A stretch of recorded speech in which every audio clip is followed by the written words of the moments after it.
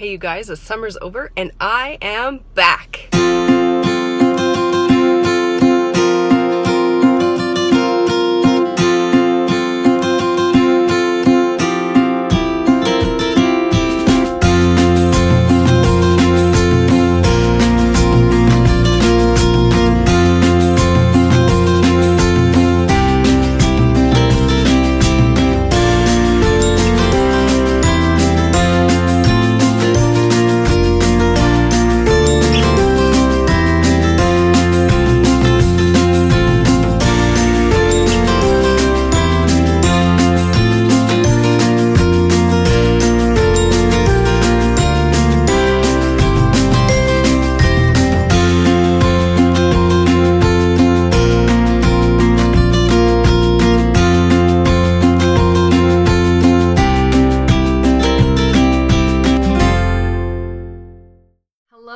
Welcome back to the Fairylittle podcast. I'm Marsha, also known as Fairylittle, and this is my podcast all about knitting. Welcome back, everybody. I am hoping you all had an amazing summer.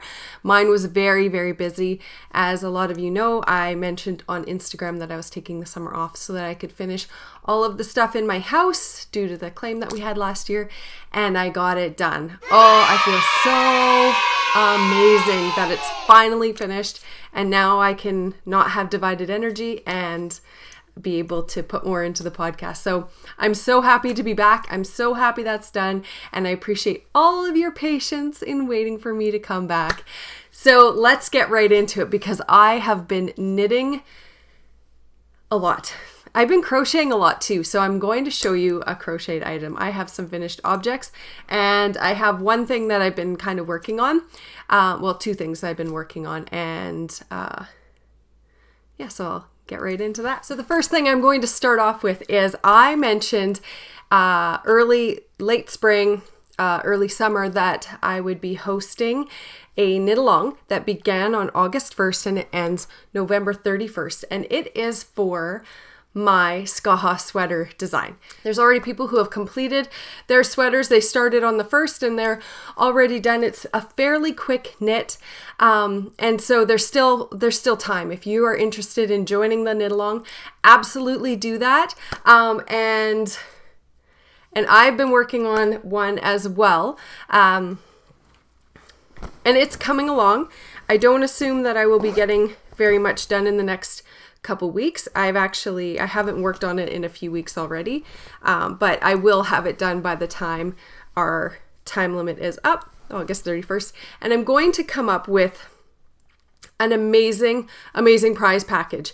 A lot has gone on this summer, and I've had some beautiful donations made to the podcast, which I'm super, super excited about. And I really want to do a big prize package. So kind of what I'm thinking is I have a project bag that was donated that I will show you guys, and also what I'm kind of thinking of is maybe a sweater's worth of yarn. So you're knitting a sweater and then you'll get a sweater's worth of yarn. That's what I'm thinking of. It would be fingering weight yarn.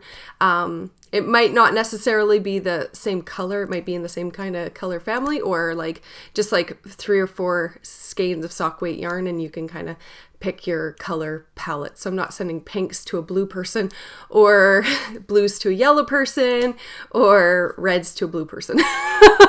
You understand. So this is how far I am on this already. I'm knitting a men's size, and it is coming along beautifully.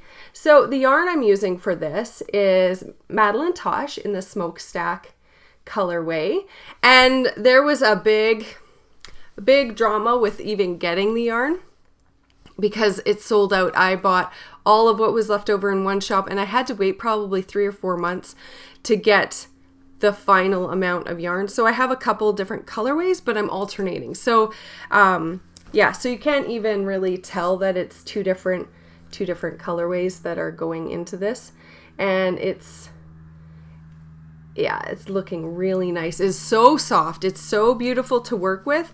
It's such an easy knit. Once you get into the hang of it, it is so nice. I've already tried it on the person who is going to be receiving it. Well, held it up to him. And he's a really good friend of ours, and he actually did a bunch of electrical stuff for us that it was from our insurance claim stuff that wasn't covered under the insurance claim. He did a bunch of electrical for us, and he asked me to pay him in a sweater. So that's how this came about, and it is going really well. It didn't take me very long to get this far, and if I sit down, I could finish it in a week. So I'm super excited. And it's just coming along. It's so pretty and so squishy. This pattern is actually like, if I didn't design it, I would still be knitting it over and over. It's kind of one of those sweaters that it's really good for a gift. It's really good for yourself. My favorite sweater that I wear is the one that I knit out of sweet fiber and in the Luna colorway. And it is, I do believe it was the Luna colorway. Fairly certain. I'm going to be wearing it this weekend at Knit City because I'm going to Knit City, and I'm really excited about that.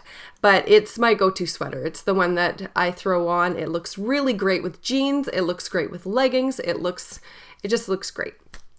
It looks great with a skirt. And so that's the knit along we're doing right now. So if you want to join, absolutely, there's still tons of time. Just hashtag in Instagram the Skaha Sweater Cal, and there's also a thread in the Ravelry group. And I haven't been going in very much into that thread over the last couple weeks because I have been working so hard finishing up our claim stuff. I actually redid one of our bathrooms, and in a big way, but my husband was gone for a couple weeks, and so I ripped out the linoleum, put down a new subfloor, tiled, took out the toilet, put the toilet back in, refinished the vanity, put new pulls. It's the whole thing. And I'm super proud of that, and maybe I'll put up a video somewhere of that. I'm actually thinking of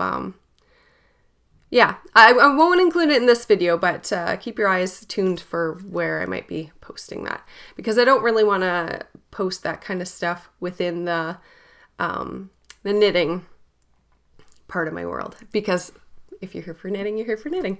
So that is being worked on, and I'm releasing a pattern. By the time this goes up, the pattern will be out there, and it is called the Zig Zag Shawl. And that is one version of it right there. And that is the small, well, I think that's about a medium size, that one. But I was playing with needle sizes. So that one's done with a larger needle than this one. But this one is what the pattern actually is. Of course, with any sort of shawl, you can always go up a needle size. Just make sure you have enough yarn. That would be my biggest thing. This Zig Zag Shawl is knit with a DK yarn. So it is super, super soft. It is very fun to knit. It is easy to follow. It's just very intuitive. And I loved knitting this. And so I've knit two, that one and this one. This is the one I started with. And I started this one on Canada Day because I wanted something that I could, no, it was Knit in Public Day. That's what it was. And I wanted to knit something that I could just knit with without thinking about it. And so I just started knitting this, and I just kept playing, and every time I was like, oh, well, I kind of want something different, and then I just change it up, because that's how I knit. I knit until I'm bored of the thing, and then I do something else. And it's got just enough interest to keep you going, keep you interested, but it's intuitive enough that you won't, it would be fairly difficult to get lost, I think, and you would easily see any mistakes to fix. But so I've knit that one, and I've knit this one, and I'm working on another one. Now the pattern calls for DK weight yarn, but I am never a slave to what the pattern says. And I want to encourage any of you who, if you are interested in knitting a shawl, shawls especially, they are so they can really be out of whatever you want them to be out of. And you just have to just play with it. Like you could even swatch. So if you are looking at a worsted weight or DK weight shawl and you really want something lighter, then just make sure you have enough yardage. Do your gauge swatch and see, and maybe go up a few needle sizes so it's like airier or whatever you want, right? And so I'm knitting this in a lace weight yarn. But it's not included in the pattern, but I do encourage you in the pattern to play. Because who wants to be a slave to their knitting? So this is it. There's the right side. So this is it, and I'm knitting it in Wool Mice, and it's their lace weight yarn, but it is a super cake, super duper cake. So it is the Daisy colorway, and it's 100% wool, 100% superwash wool. It's a 300 gram hank gram skein, and it's 312 grams is what the thing was when I measured it or weighed it. And so it's got a lot of yardage. Per 100 grams is 525 meters, 574 yards. So there's like 1600 yards in this. I think 16 or 1700 yards in this. And I'm using the same needle size that I call for with the DK weight, but it's just coming out, because it's a lighter yarn, it's coming out a little bit airier, a little bit lighter, and a little bit smaller. So, which is brilliant, because that's the thing, is you can play and you get different results. So I'm really enjoying this, and I've actually decided once this is done, I'm going to come up with a hack for it, which is going to make it even cooler. So I'm really excited about that. And again, this pattern is coming out this week, should be out right now. And if it's, just check below the video and the link should be there waiting for you. So you can go and click on that link, and then you can go get it. And if you are going to Knit City this weekend, you can pick up the yarn. It is West Coast color. So this is the watermelon colorway, and it is so nice. I've got a couple different dye lots in here, which is fine. And that was only because I'd purchased the yarn without a plan for it, and then I had to go and purchase some more yarn, because when I came up with my plan, I needed more for what I was doing. And this one is in the foxglove colorway, and I love it so much, if I do say so myself. So that is done. I'm going to take a second, and I'm going to go and change into my sweater and take this lovely off so I could show you my next finished object. So this is the Birkin sweater by Caitlin Hunter, and it is done. I knit it this summer, finished it off this summer. I got the kit from a beautiful lady named Cindy, and she brought the kit to the Sorrento knitting retreat, and it just wasn't her colors, so I purchased it from her and I knit it up. It is knit in, what is it knit in? It is knit in the Lane's Urso Yarn Company, and Orla Rose is the color, the main color. So it came in a kit, so everything was included.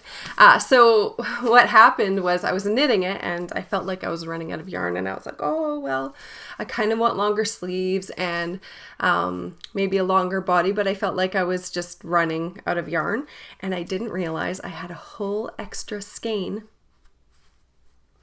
set aside that came with the kit, but I'd set it aside because I didn't need it at the time. And so I cast it off and I was going through everything, and then I found it. So if I want to add any extra length, I can for sure.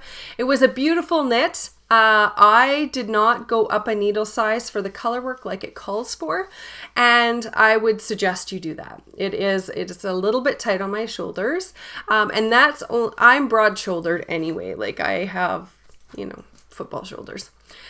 So I'm broad shouldered anyway, so that So I feel it stretch right here, and I feel like if I had actually followed the pattern and gone up a needle size, that I wouldn't be having that issue. It would be fine, but because I didn't do that, it's a little bit tight. It's already been blocked, and you know, I would get used to it. It's beautiful.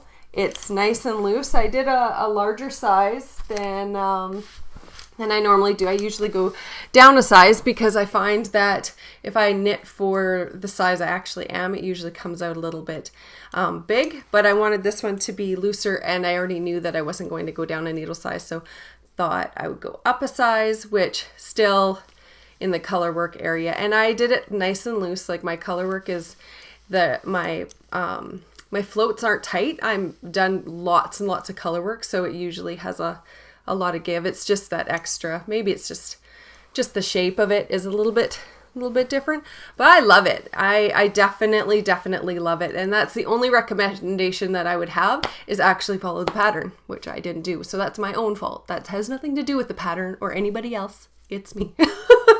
So it's lovely. So if you are going to jump on the bandwagon, give it a go, but make sure you go up a needle size in the color work. The next thing I did, I went on a road trip this summer, and I went to a friend's house. I went to my friend Monique's house, who is Frog Peak Creations. So she's got a whole bunch of project bags. And you may have heard me mention her before on the podcast. Her bags are beautiful. She's got some amazing sizes. She's got some really cool fabrics. She's got some awesome Star Trek fabrics. So if you are into Star Trek, and I grew up with it, so she's got the different generations, and I think they are amazing. They make me so happy. But so I was at her house, and she showed me her yarn room, and she had these massive monster cakes. And I was like, okay, tell me about these, because I need to know about these. And she's like, oh, so I had all my scrap yarn, and she did Russian joins, which is where you take your yarn and you unwind it, and then you attach one side, and then you attach the other and twist it together. I did do it. You twist if it's a 4-ply, you take 2-ply from one and 2-plies from the other, and you twist those ones together. So I was like, this is amazing. And I came home and I did that. And I took all of my scrap yarn that I could find, where like drawers and my big jar of scraps. And I have since refilled that jar of scraps because I moved my yarn room. But I took them all, and I made, I think it was 16 giant yarn cakes. I showed a picture on Instagram before I had them finished. I did 3 more after the photo that I had put on Instagram. And these things are massive. They are, I would go until my ball winder couldn't go anymore. I did stop doing, I started with the Russian join, and it just took a really long time to do it that way. So what I ended up doing was I took the yarn and I put it beside each other, and I did 2 slip knots, so the slip knots would slide into each other, and then trimmed off the ends. That's what I did. So I know there's a name for that. I can't think of what it is right now, and I do apologize, but I know that there are some tutorials on YouTube for it, but I didn't follow a tutorial. I just knew that it was a thing, so I did it and was way faster. And so this is one of my cakes. It's actually the last monster cake that I have, because I used all of the rest of them in a crocheted blanket, and I could not get enough of this. And I put crocheting away a long time ago because it was really, really hard on my wrists, because that's what I did for years and years and years. And so I did find that by the end, this started getting hard on my wrists, but it was so nice to just pull it out and crochet. And so what I did is I used a 4mm crochet hook, and I held the yarn double. So one from one cake, one from another. And at some points I like did one from each side of one cake, and it just mixed it and changed it up really, really nicely. So this is it. It is massive. It fits on my queen size bed. And I'm not kidding. This thing is so huge. It's heavy. It is amazing. It used up all of my scraps. And okay, so this is a quarter of it. So I'll show you that. It weighs a ton, which if you need a weighted blanket, this would be an amazing way to do a weighted blanket. So this is the center, and so it goes out from there. But because the colors change so much, okay, I'm unfolding it now. You can see that it's not necessarily the same from spot to spot, side to side. Okay, what's the easiest way to show you this? There we go. It's a giant granny square. That's it. It's just a giant granny square. I didn't want to fuss with putting pieces together.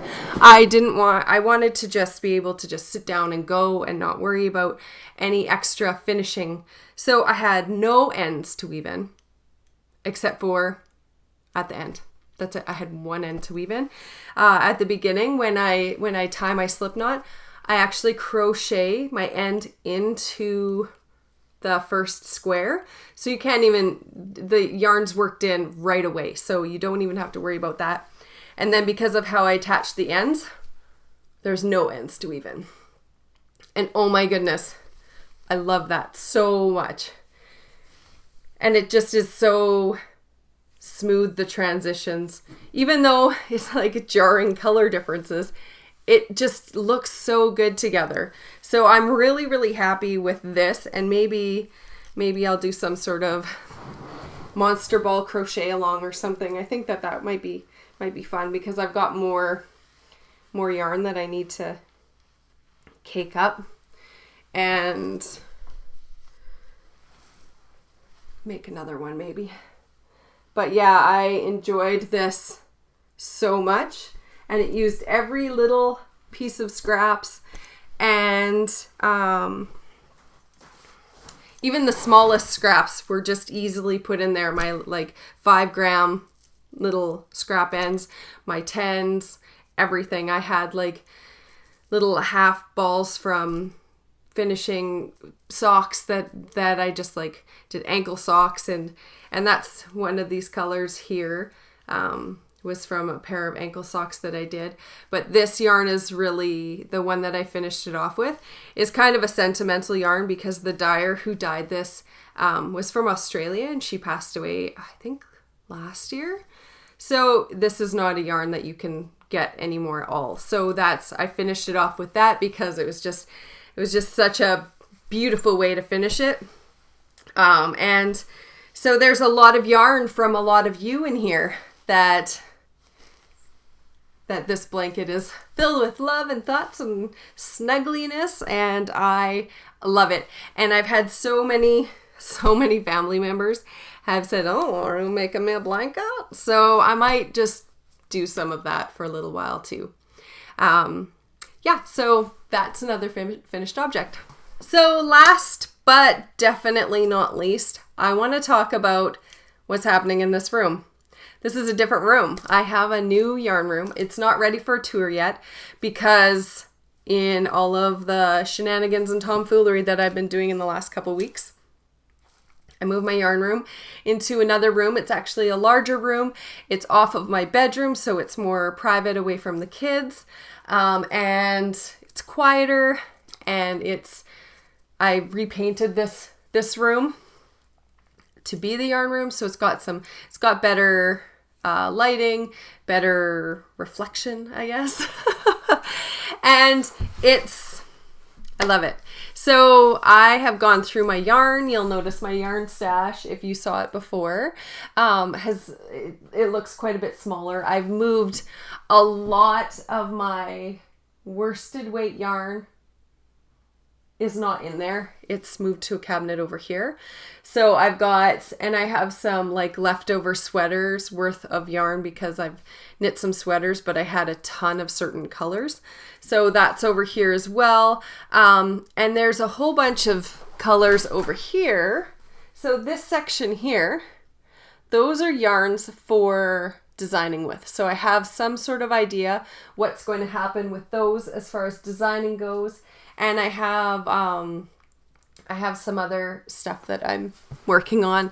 My Pasqua shawl, the big pie shawl that I designed, is with a test knitter right now. She's just going over everything because I've added in the charts because I wanted it to be charted, and that was a good portion of time was having that done because I am horrible at making charts. I can read charts, but I'm so bad at making them. So I had a friend of mine create the charts for it, but so it does take time to get the charts all done, and then so they're in there now. So my test knitter is going through the written form and the charts to make sure that they are correct. And as soon as that is complete, the Pasqua shawl will be available. As well, I'm going over my peacock shawl because when I wrote that one out, I wrote it out longhand, essentially. So I have been going over that one and cleaning it up and making it shorter. And I did get a suggestion from somebody who has knit a couple of my patterns, and they were written out in a way that is kind of a lot of paper printing. So I'm trying to get better at that. So I'm reformatting to make it better use of the space. It's definitely a learning process for me because I like to be inspired by other people, but I don't like to take other people's like how they're doing it. You know what I mean. So it's just kind of like feeling out my own path and coming up with my own style that's reflective of me and my thought pattern and everything like that. So I am, okay, so if you were just here for the knitting, that's it for the knitting. Just going to quickly go into Knit City that I'm going to this weekend, and then that's it for me for today. So Knit City is happening this weekend. I leave tomorrow. It is Wednesday right now. This will be up Thursday, probably afternoon. I will be on my way to Knit City tomorrow at lunchtime. So this should be up by then. Fingers crossed. And I'm really excited. I've rented a house, and there's a group of us that are staying in this house, and I'm really excited. It's fairly close to the venue, which makes it super easy to get there and to get back. And yeah, my sister's coming, Scylla's coming, and Sue, formerly of the Two Tangled Skeins podcast, now I think it's the Tangled Skein podcast she has on her own. She's coming down and she's going to stay. She's going to stay with me. So there's 7 of us going to be in the house. So it's quite a large group.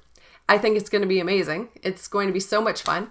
And so she's coming, my friend Laura's coming, Scylla's coming, and then I have some local friends who are coming as well that are going to be staying as well. So it's going to be so much fun. Because of all of the craziness over the last year and everything that has happened, there's a couple designs that I have started and you guys have seen that were put on the back burner specifically because I had all of this claim stuff to deal with. And it was really bad. It was really, really bad. Like they had to remove ceilings and floors and jack up walls and move things up. And so those things, they did get set aside, and there was nothing I could do about that. My attention was over here all of last year, and I feel like it was a transition year, and it was a lot going on last year. So I feel really good about the fact that now everything is all finished, it's all cleaned up. And that stuff it's all safe. And I was going to have patterns at Knit City this year, and I was going to Riverstone Yarns. I was going to do a thing. We've talked about it, and we're just going to aim for next year because this year was so crazy, and I had no more anything to give anything. So some things did fall behind. It's fine, happens, right? It's life. And I'm really sorry if anyone's disappointed about that. I do plan on having printed out patterns. That is coming. It's just I have to schedule that in. So and sit down. I have a photographer that I'm going to be meeting with. We're going to take all new photos of all of my designs because most of my photos were taken by me or my 10-year-old. So I'm going to have a professional photographer take some photos. So I'll be revamping all of those before I do the printed versions because I just want that to be nice and complete. So I think that's it. I did do a lot this summer and I would like to get into all of that, but I just feel a little bit overwhelmed with everything that did happen this summer. So I'll pepper in that those extravaganzas as we go. And if you are going to Knit City, please stop by and say hi. I appreciate every single one of you. And don't forget to subscribe, hit the like button. That like button actually does do something. It makes you more visible in the world of YouTube. So subscribe, hit the like button, and leave a comment below and let me know what your favorite autumn knit is. So don't forget to do that. And actually I might be drawing a prize from down below. So if you've made it this far, put a comment down below what your favorite autumn knit is and subscribe, hit the thumbs up, and I will see you next time. Till next time.